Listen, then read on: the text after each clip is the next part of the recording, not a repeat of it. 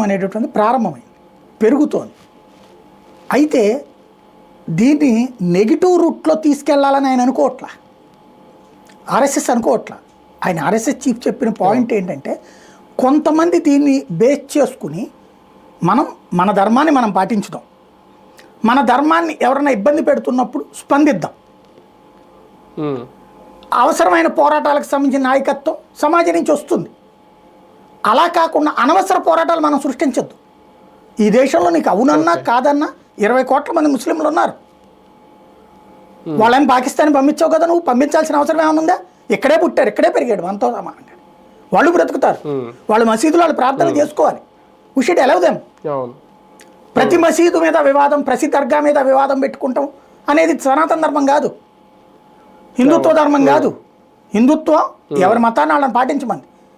ప్రతి చర్చితో గొడవ పెట్టుకుందాం. ఈ దేశంలో నువ్వు అవునన్నా కాదన్నా క్రిస్టియన్స్ 20 కోట్ల నుంచి 30 కోట్ల మంది ఉంటారు. మత మార్పిళ్ళకు గురయ్యి వాళ్ళు చెప్పట్లేదు అంతే. అధికారికంగా 3 కోట్లే ఉండొచ్చు, 4 కోట్లే ఉండొచ్చు, కానీ అనధికారికంగా 30-40 కోట్ల మంది ఉన్నారు.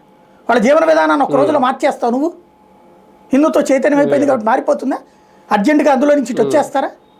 నీ ధర్మాన్ని నువ్వు బాధ్యతాయుతంగా పాటిస్తుంటే, ఈ ధర్మంలో బాగుందిరా బాబు, ఆడపిల్లకి గౌరవం ఉందిరా, మగవాడికి విలువ ఉందిరా, అలాగే సంస్కారయుతంగా పెరుగుతున్నారా అనుకున్నప్పుడు అట్టించి రావచ్చు.